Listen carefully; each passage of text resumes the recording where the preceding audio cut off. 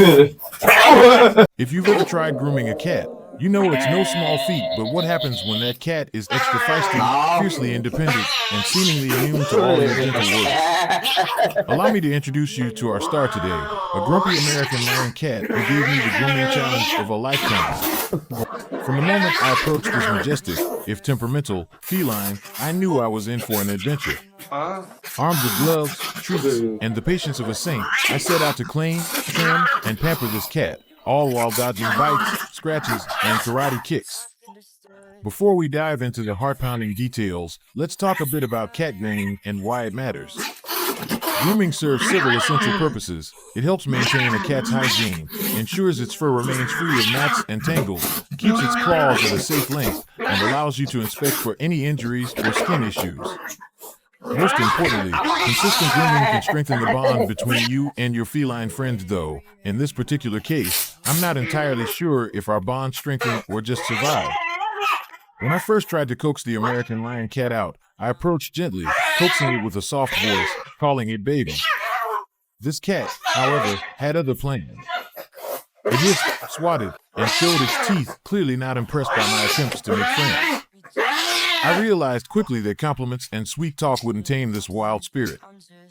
Still, I pressed on. I suited up with thick gloves to prevent scratching, though the gloves offered little protection against sharp teeth.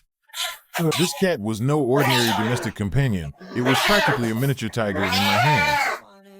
Starting with claw trimming, I learned a valuable lesson. A cat doesn't appreciate having its personal space invaded. Each attempt to restrain it resulted in a flurry of furious movements, teeth snapping at the air, and claws scraping against my gloves. Even giving it treats, cat sticks, and snacks designed to soothe only worked momentarily. The cat would happily munch away, purring softly as if nothing were amiss. The second I dared to continue grooming, it launched into a new round of attacks, as if to say, "Don't think for a second that delicious treat has earned you the right to touch my paws." Bath time proved equally daunting. Bathing a cat is rarely easy. Many cats hate water, and this one was no exception. Yet, its fur had become discolored and oily, so a bath was non-negotiable.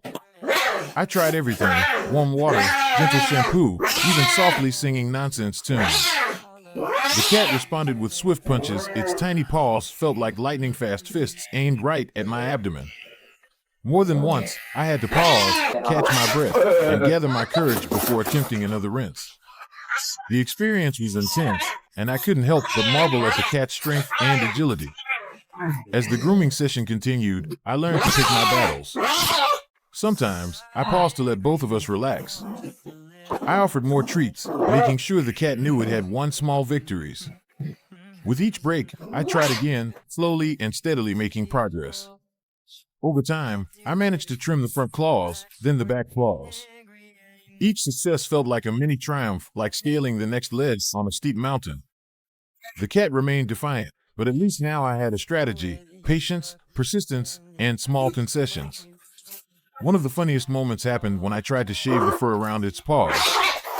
Before I started, the cat was calm and docile, happily nibbling on a cat treat. The moment the clippers approached its fur, the cat transformed into a ferocious warrior again, kicking, twisting, and contorting its body in ways I didn't think possible. It was as if it had multiple personalities, the sweet treat eater and the fierce predator. I couldn't help but laugh, even though I had to stay on guard for sudden bites. By the end of this intense grooming session, I emerged exhausted but victorious. Not only had I managed to trim the claws and retain the fur, but I had also proven to myself, and hopefully to the cat, that grooming doesn't have to be a nightmare.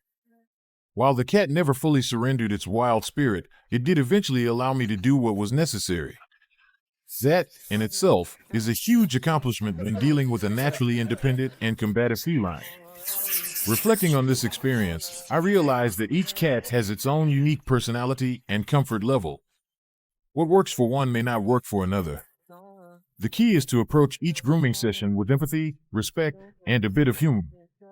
While I certainly wouldn't recommend challenging a grumpy American Lion cat to a novice cat owner, this experience taught me valuable lessons in patience, adaptability, and perseverance. In the end, the cat looked cleaner, healthier, and no worse for wear, although I might need a long nap and a good ice pack on my sore muscles. Will we try this again? Possibly, but not without planning and steeling my nerve. For now, I'll cherish the memories, the laughs, and the knowledge that even the feistiest feline can be groomed with the right mindset.